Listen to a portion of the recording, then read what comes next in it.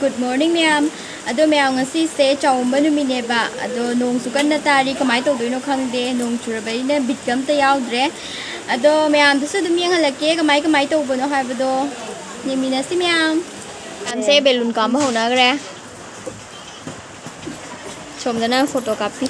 Mummy इसी का अगर बर्थडे सिगा लोय ले रे बेलून सिंदो बेलून काम होय दि मोइने को बिरोय काम भी नहीं मैं कांटेक्ट कर बिरो मा नंबर दो इन डिस्क्रिप्शन आप मगे मचा थोइबे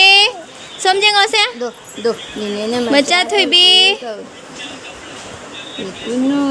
वाला कितनो डेकोरेशन तो हो गरेมีทักกันยายกันนี่โรลไว้ใช่ไหมไอ้เราไอ้ที่เนี่ยจานเนี่ยมันจะรู้ตัวโรลจะรู้ไอ้ที่เนี่ย बड़ी हाई दो रो มูก็ได้ใช่จานก็ได้ให้ให้ไปสิ नोंग चूरी मैम होगा होगा मुझे चढ़ सकते हो मम्मी भैया डेकोरेशन की रवा का मीठा वाली अपन जो कांटेक्ट कर बिरो इसके अंदर कोई नंबर दिया बेलून काम बसु काम तो है तो काम भाई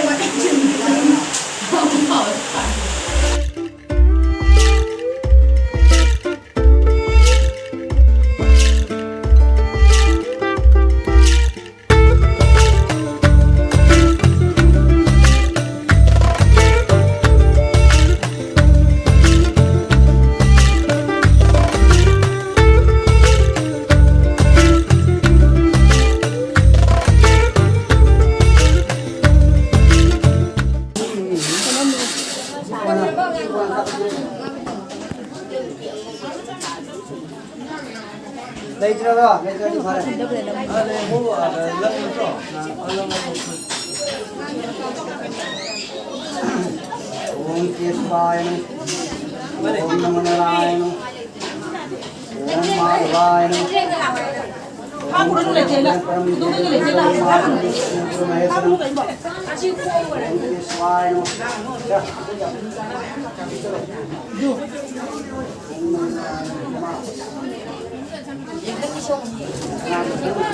मां जेंगन पजना ऊपर मतलब पी दे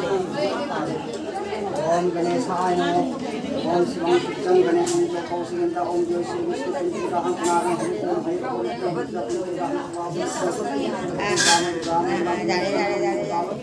ओम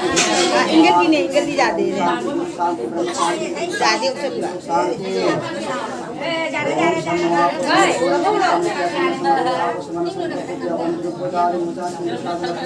नमुरा नु थिल्लनी ओम आपो हिस्तमय उस्तारना उतारण होना दे ओम निवसवतवलो ओम तस्मारम कायिन पपुजन खासना ओम नित्यविष्णु भ्रात से दिया जाता है तोरा आजाद को समुद्र अन्न ओम समुद्राम समुद्र आजाद आहोरा विष्णु समस्त ओम सर्वसिंह यथापद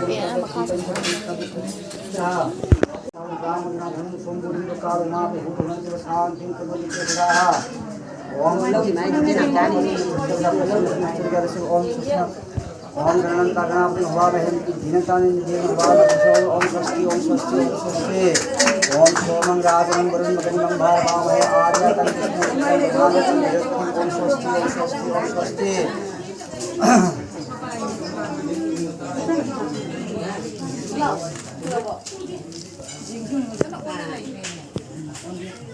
ओम तेताल सत्यास रक्षा भूता भूता भूति समिता भूता विना करते रसे भूता विष्णु रासन तरिका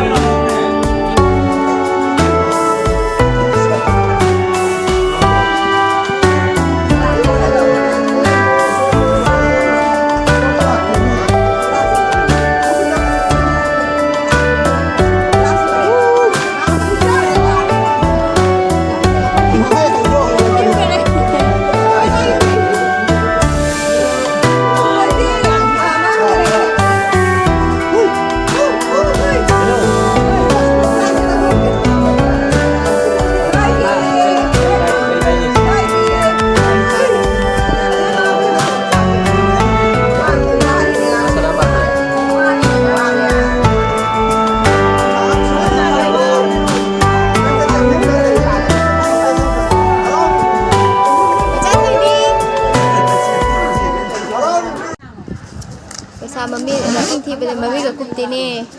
ꯅꯪ ꯀꯩꯒꯤ ꯈꯪꯗꯤꯅꯣꯕ ꯆꯦ ꯏꯟꯗꯤꯔꯥ ꯂꯩꯗ ꯅꯪ ꯐꯖꯩꯌꯦ ꯉꯁꯤ ꯅꯆꯥꯅꯨꯄꯤꯗꯨ ꯑꯩ ꯂꯥꯏꯠ ꯃꯉꯥꯜꯗ ꯁꯥꯊꯤꯅ ꯐꯖꯩ ꯏꯃꯥ ꯌꯦꯡꯒꯦ ꯄꯤꯒ ꯊꯥꯗꯕ ꯌꯥꯎꯕ ꯌꯦꯡꯍꯟꯒꯦ ꯍꯥꯏꯀꯣ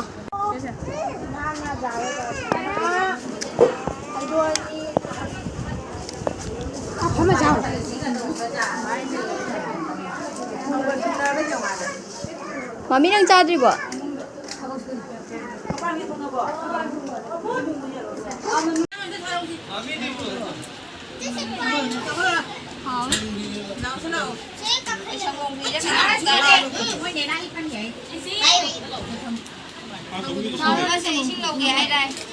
ꯆꯥꯔꯒꯦꯅꯦ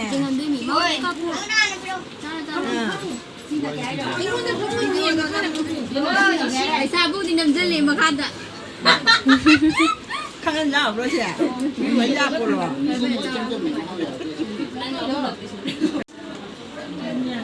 ꯍꯥꯎꯕ꯭ꯔꯣ ꯍꯥꯎꯏꯒ ꯍꯥꯏꯌꯨꯅꯦ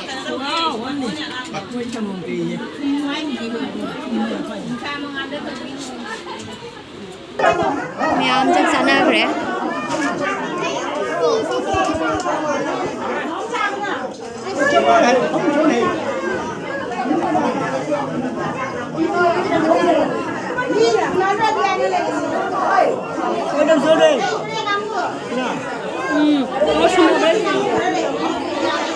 ꯐꯥꯔꯁ ꯔꯥꯎꯟ ꯆꯥꯛ ꯆꯥꯈ꯭ꯔꯦ ꯑꯩꯈꯣꯏ ꯃꯩꯇꯩꯒꯤ ꯆꯥꯔꯝꯗꯥꯏꯗ ꯂꯥꯡꯕꯁꯦ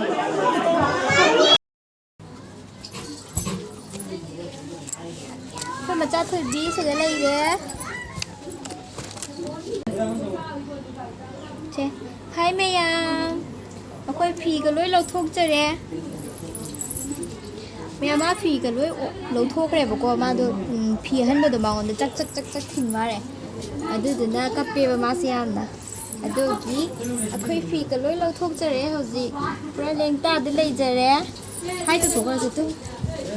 ꯍꯥꯏ ꯃꯌꯥꯝ ꯑꯩ ꯉꯁꯤꯗꯤ ꯆꯥꯛ ꯆꯥꯖꯔꯦ ꯍꯥꯏꯔꯣ ꯆꯥꯛ ꯄꯤꯖꯔꯝꯃꯤ ꯍꯧꯖꯤꯛ ꯄꯤꯖꯖꯥꯔꯅꯤꯗ꯭ꯔꯥ ꯑꯩꯁꯨ ꯌꯥꯝ ꯄꯤꯖꯈ꯭ꯔꯦ ꯏꯉꯥꯡ ꯃꯌꯥꯝ ꯁꯦꯀꯦꯟ ꯆꯥꯛ ꯆꯥꯕꯒꯤ ꯑꯃꯨꯛ ꯐꯝꯅꯔꯦ ꯑꯗꯣ ꯑꯩꯁꯨ ꯐꯝꯃꯦ ꯑꯗꯣ ꯃꯣꯏꯒꯤ ꯃꯊꯦꯜꯁꯦ ꯍꯧꯖꯤꯛ ꯍꯥꯞꯄꯤꯁꯦ ꯍꯋꯥꯏ ꯊꯣꯡꯕꯒ ꯉꯧꯊꯣꯡꯉ ꯉꯥ ꯑꯇꯥꯎꯕꯒ ꯁꯤꯡꯖꯨꯒ ꯑꯗꯨꯗꯤ ꯃꯌꯥꯝ ꯆꯥꯔꯒꯦ ꯆꯣꯕꯦ ꯍꯟꯕꯒꯤ ꯊꯣꯛꯅꯔꯦ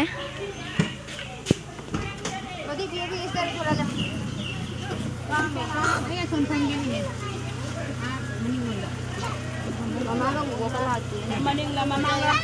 ꯀꯥꯒꯅꯤ ꯀꯥꯏꯗ ꯂꯣꯏ ꯆꯠꯂꯅꯤ ꯍꯥꯏꯌ ꯆꯟꯗꯣꯏꯔꯣ ꯁꯤꯕꯨ ꯍꯋꯥꯏꯂꯕ ꯂꯥꯛꯑꯅꯤꯅꯦ ꯃꯃꯥꯡꯗ ꯃꯐꯝꯗ ꯌꯥꯔꯣꯏ ꯃꯌꯥꯝꯗ ꯑꯩ ꯌꯧꯔꯦ ꯈꯤꯇꯪ ꯈꯥꯏꯗꯣꯛꯑꯝꯃꯣ ꯆꯦ ꯏꯟꯗꯤꯔꯥ ꯕꯥꯏ ꯕꯥꯏ ꯕꯥꯏ ꯕꯥꯏ ꯃꯈꯨꯠ ꯍꯥꯏꯔꯣ ꯀꯥꯏꯅꯔꯁꯤ ꯕꯥꯏ ꯕꯥꯏ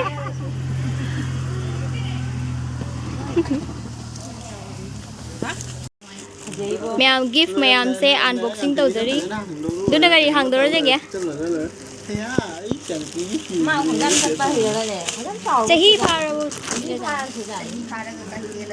ꯆꯍꯤ 2-3 ꯁꯤꯅ ꯀꯩꯅꯣ ꯍꯥꯡꯗꯣꯔꯣ ꯑꯣ ꯁꯤꯅ ꯊꯩꯕꯥꯡ ꯇꯣꯡꯐꯝ ꯑꯣꯏꯌꯦ ꯁꯤꯅ झूला ꯇꯧꯔꯕ ꯀꯩꯅꯣꯅꯦ ꯂꯩꯗ꯭ꯔꯁꯨ ꯌꯥꯔꯦ ꯂꯣꯏ ꯄꯤꯔꯝꯃꯦ ꯈꯔ ꯁꯤꯅ ꯑꯉꯥꯡ ꯈꯔ ꯆꯥꯎꯔ ꯆꯥꯛ ꯊꯣꯡꯕꯤ ꯁꯥꯟꯅꯅꯕ ꯁꯤ ꯄꯨꯈꯝ ꯇꯦꯡꯀꯣꯠ 이 그래 쟁얼로도 ꯅꯨꯡꯁꯤꯕꯅ 손모가 뭘 해도 되더라고. ꯁꯤ ꯆꯍꯤ ꯌꯥꯝ ꯐꯥꯔꯒ ꯁꯤꯁꯤꯅ ꯆꯍꯤ ꯌꯥꯝ ꯍꯦꯜꯂꯒ ꯆꯦꯟꯖꯦꯡ ꯑꯣꯏꯗꯤ ꯂꯨꯝꯒꯅꯤꯌꯦ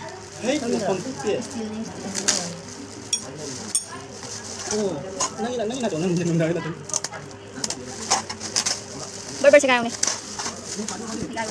빨리 들어가요. 그니 이제. ꯃꯩ ꯇꯦꯡꯀꯣꯠ ꯌꯥꯝ ꯅꯨꯡꯁꯤꯕ ꯋꯥꯅꯤ ꯆꯥꯃꯣ ꯆꯥ ꯂꯣꯏꯔꯦ ꯂꯩ ꯋꯥꯔꯀꯔ 이 나오네. ꯁꯤꯅ ꯋꯥꯔꯀꯔ ꯑꯣ ꯃꯥꯏ ꯏꯟꯅꯕꯩ ꯌꯥꯎꯔꯛꯏꯅꯦ ꯑꯗꯣ ꯃꯌꯥꯝ ꯁꯨꯃꯥꯏꯅ ꯇꯧꯗꯅ ꯉꯥꯏꯍꯥꯛ ꯂꯩꯔꯒ ꯑꯩꯈꯣꯏꯁꯨ ꯌꯨꯝꯗ ꯍꯟꯕꯒꯤ ꯊꯣꯛꯂꯛꯑꯦꯕ ꯕꯥꯏ ꯍꯟꯕꯗ ꯑꯩꯈꯣꯏꯁꯨ ꯕꯥꯏꯒ ꯂꯣꯏꯅꯅ ꯑꯗꯨꯝ ꯍꯟꯈ꯭ꯔꯒꯦ ꯍꯥꯏꯅ ꯑꯗꯣ ꯁꯟꯗꯥ ꯇꯥꯔꯦ ꯑꯩꯈꯣꯏꯅ ꯊꯣꯛꯂꯛꯏꯁꯦ ꯑꯗꯨꯒ ꯂꯝꯕꯦꯟꯗ ꯁꯟꯗꯥꯅꯤꯅ ꯃꯣꯃꯣ ꯌꯣꯜꯂꯝꯃꯦ ꯑꯗꯣ ꯃꯣꯃꯣ ꯆꯥꯐꯝꯗ ꯂꯦꯞꯄꯒ ꯃꯣꯃꯣ ꯂꯧꯔꯒ ꯃꯣꯃꯣ ꯆꯥꯔꯦ ꯑꯗꯣ ꯃꯣꯏꯒꯤ ꯃꯣꯃꯣꯁꯦ ꯄ꯭ꯂꯦꯠꯇ 50 ꯍꯥꯏꯌꯦ ꯑꯗꯨꯅꯤ ꯃꯌꯥꯝ ꯃꯣꯃꯣ ꯆꯥꯔꯒ ꯑꯗꯨꯝ ꯑꯩꯈꯣꯏ ꯌꯨꯝꯗ ꯍꯜꯂꯛꯑꯦ ꯑꯗꯣ ꯚꯤꯗꯤꯑꯣꯁꯦ ꯁ꯭ꯋꯥꯏꯗ ꯂꯣꯏꯁꯤꯜꯂꯒꯦ ꯕꯥꯏ ꯕꯥꯏ